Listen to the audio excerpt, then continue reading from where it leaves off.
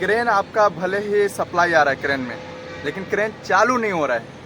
Crane अगर चालू नहीं हो रहा है तो किस तरीके से चेक कर सकते हैं कि मतलब आपका क्रेन चालू नहीं है, कौन सी एमसीबी गिरी है। तो पहले मैं आप सभी को बोर्ड दिखा देता हूँ। ये हमने खोल लिए हैं, देख सकते हो ऐसा कुछ दिखता है। ये पैनल बोर्ड,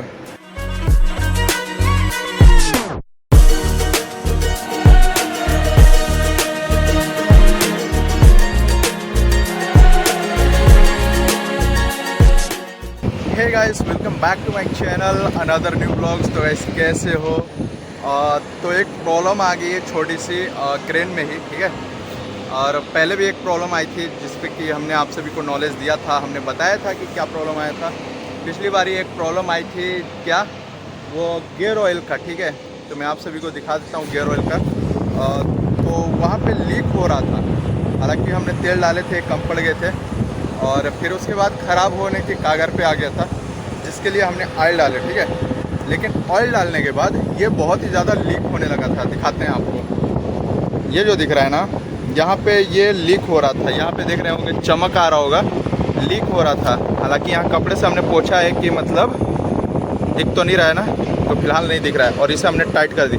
ये ढीला हो जाता है, अगर नॉर्मल रखोगे तो ये ख़राब हो जाएगा, ठीक है। जैसे नॉर्मल टाइट रखोगे ना तो इसमें लीक होने लगेगा और अचानक से ये सारा ढीला हो जाएगा, ऐसा हो जाता है, ठीक है। तो इसमें तारपोलिंग जो है वो बिल्कुल भी फट गया है, तो इसका सुधार करेंगे बांध कर।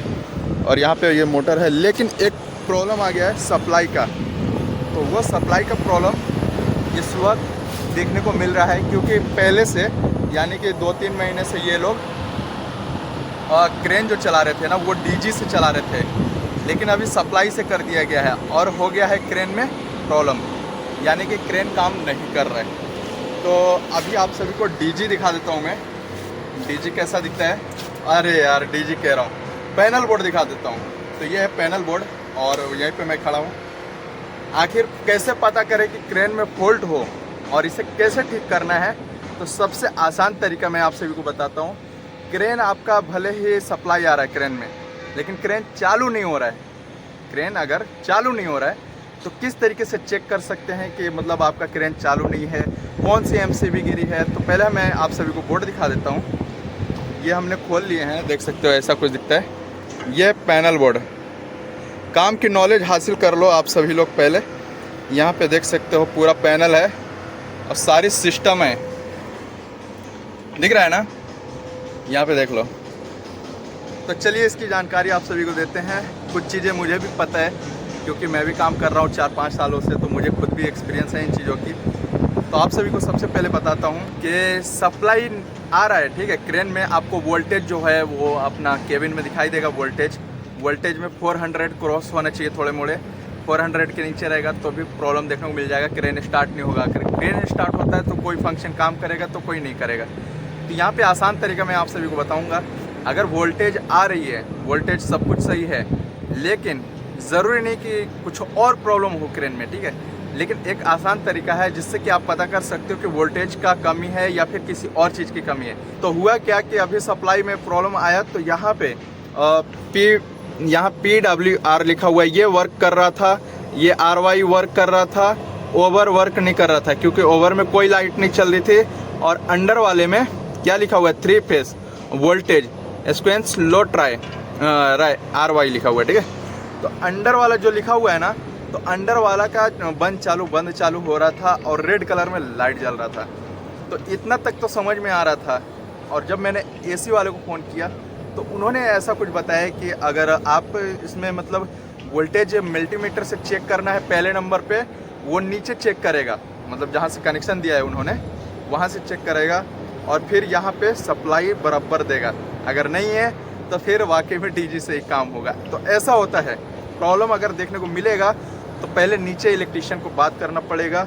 और अक्सर से वोल्टेज में प्रॉब्लम आया तो यहाँ पे पहले नोटिस करना है और इसमें एमसीबी चेक करना है, कोई प्रॉब्लम तो नहीं है। और फिर उसके बाद इसे भी ऐसे करके चेक करना है ये वर्क कर रहा है या नहीं। और यहाँ पे भी एक स्विच है, इसे भी चेक करना है ये ऑन पे है या फिर नहीं। और यहाँ पे ये भी चेक करना है ये बराबर है कि नहीं।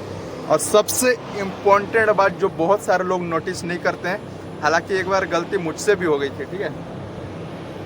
तो एक गलती मेरे से भी हो गई थी कि यहाँ पे देख सकते हो, हालांकि इसका पता नहीं है, इसे चेक करना पड़ेगा। थोड़ा ब्लैक जैसा लग रहा है, लेकिन ये सही है फ़िलहाल।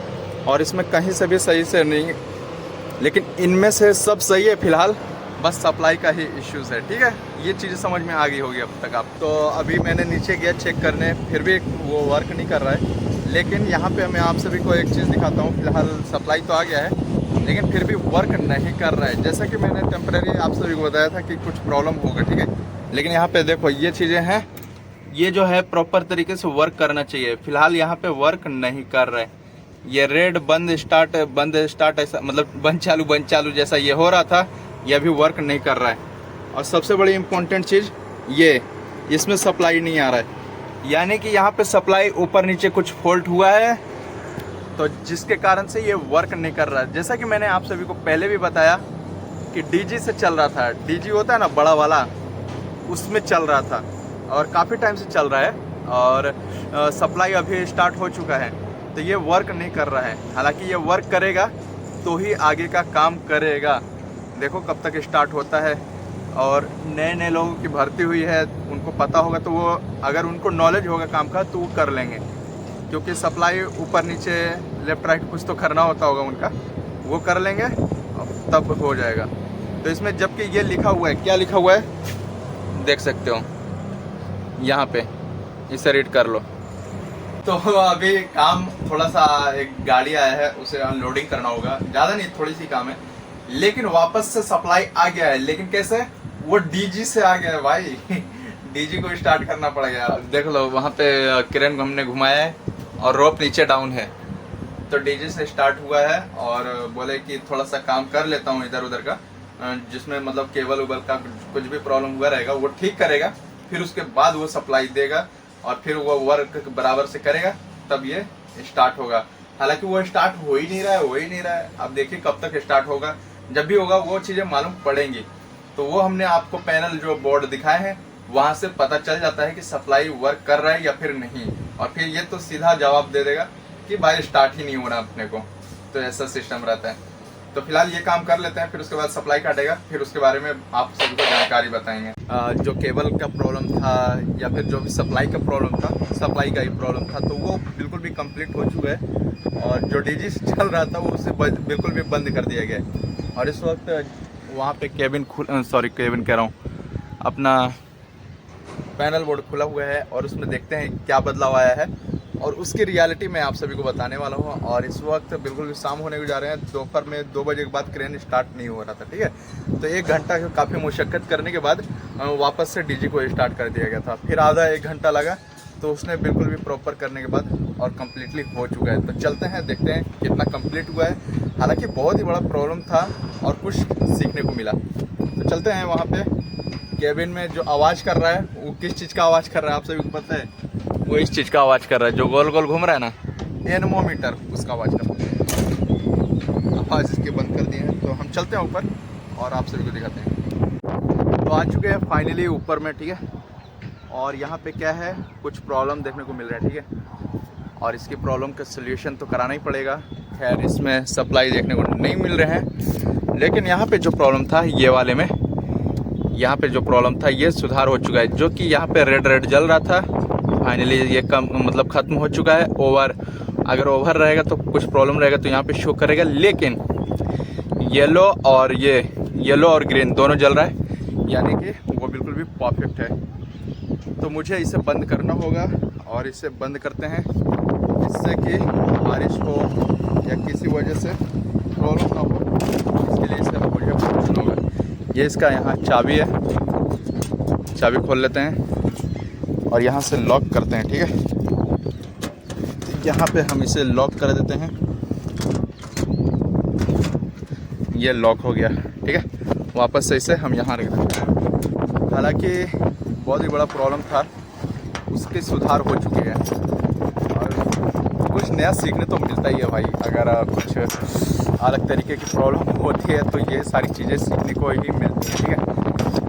नहीं यार, इसको क्या हो गया, लग नहीं रहा है। तो बैंडिंग में हमने बांध दिया है और यहाँ पे जो तारपोलिंग है इसे मुझे बांधना है, तो बांध लेते हैं, फिर मिलते हैं। तो हमने बिल्कुल भी बांध दिया है पैनल बोर्ड को, ताकि पानी बारिश हो तो उससे सुरक्षित रहे।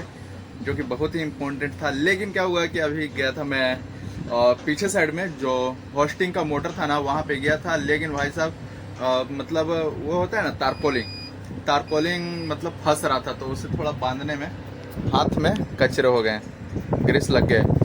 और पैर में तो बहुत ही ज़्यादा ग्रीस लग चुका है, यानी कि मैंने जूते नहीं पहने थे, ऐसे ही देखो गंदे हो गए। भाई गंदे तो हो ही जाते हैं अच्छे खासे।